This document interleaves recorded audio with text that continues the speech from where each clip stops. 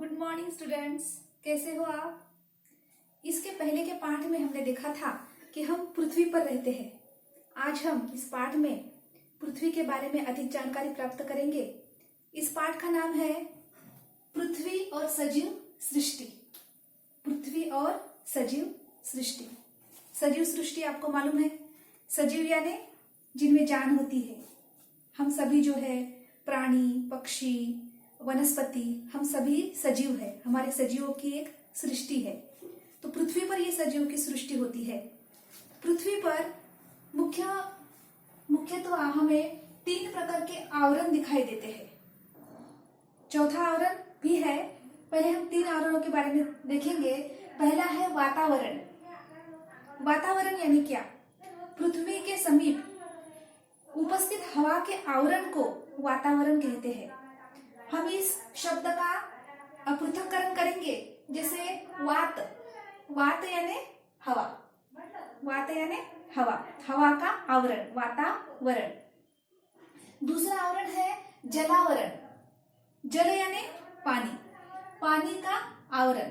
हम देखते हैं कि पृथ्वी पर हमें कहीं जमीन दिखाई देती है, कहीं विभिन्न पानी के रूप दिखाई देते हैं, जल रूप दिखाई देते हैं, जैसे नदी है, नाले है, झरने हैं, इस प्रकार से, है कि नहीं। तो ये जो सारा पानी है पृथ्वी के ऊपर जो स्थित है, पृथ्वी के ऊपर कुल मिला के 1/3 2/3 हमें पानी दिखाई देता है, जो नदियों में, महासागरों में, समुद्रों में स्थित होता है। तो ये सब जो पानी है, इस पानी के आवरण को जलावरण कहते हैं। तीसरे प्रकार का आवरण है शिलावरण। शिला, शिला यानी क्या? पत्थर, यानी हम उसे जमीन भी कह सकते हैं।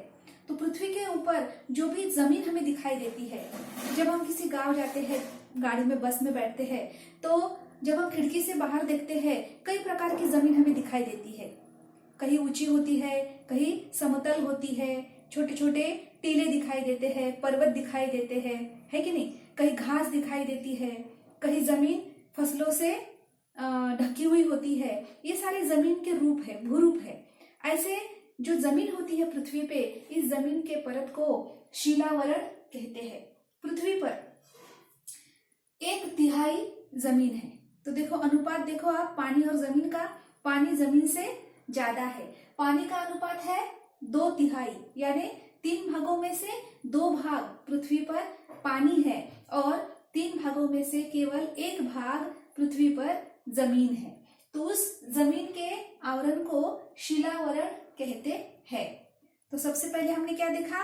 वातावरण यानी हवा का आवरण, फिर जलावरण यानी पानी का आवरण, या जमीन पर जो भी विभिन्न रूपों में हमें पानी दिखाई देता है, वो पानी का आवरण। फिर तीसरा है शिलावरण। शिलावरण यानी जमीन, जो भी जमीन पृथ्वी पर है। और सबसे आखिरी का जो आवरण है इन तीनों आवरणों में दिखाई देता है, वो है जीवावरण।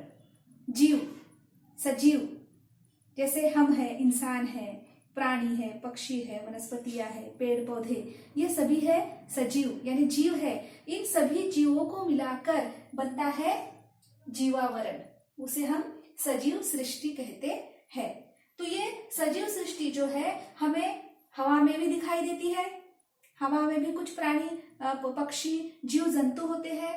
फिर पानी में भी कुछ जीव जंतु होते हैं। आपको मालूम है, मगरमच्छ है, कछुआ है ना, मछलियां है, बहुत से छोटे छोटे सूक्ष्म जीव भी उसमें होते हैं। और तीसरा है शिलावरण, यानी जमीन पर जो हम है ना, जो 4 पैर वाले प्राणी हैं, या जो पेड़ पौधे हैं, इंसान है, सभी, ये सभी सजीव सृष्टि को मिलाकर जीवावरण कहते हैं।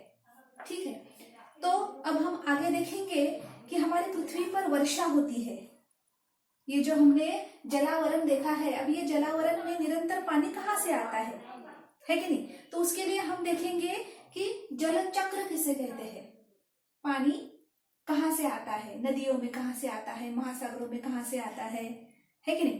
तो जल चक्र में हम देखेंगे कि देखो यहाँ पे हमारे किताब में एक आकृति दी है, जिस आकृति द्वारा आप अच्छी तरह से समझ सकोगे कि जल चक्र क्या होता है।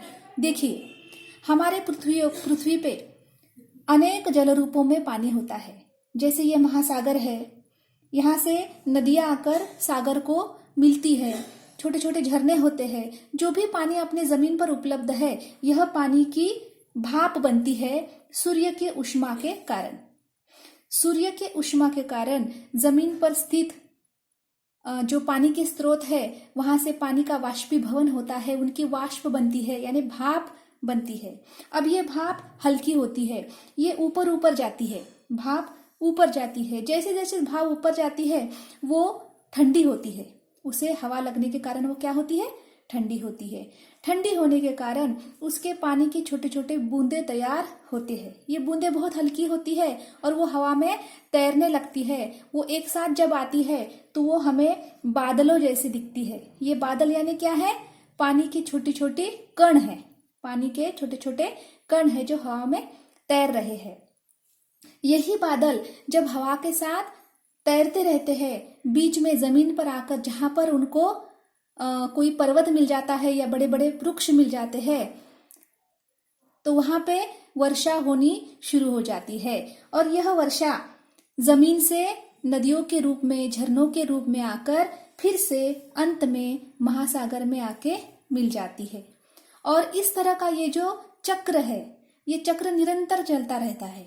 धूपकाले में पानी की भाप बनती है, और फिर वह भाप वर्षा के रूप में जब हमारी पृथ्वी पर होती है तो हम उसे वर्षा ऋतु कहते हैं। तो इसे ही कहते हैं जल चक्र। तो देखो, अब हम देखेंगे जल चक्र। हमने देखा कि पृथ्वी को पानी कहाँ से मिलता है, ठीक है। अब हमने जो वातावरण देखा था, उस वातावरण में होता क्या है। वात यानी हवा, हमको मालूम है, लेकिन ये हवा में होता क्या है। और उसमें कुछ गैस होती है जिनके नाम है nitrogen gas, oxygen gas, carbon dioxide, साथ साथ जल वाष्प यानी पानी की जो भाप बनी होती है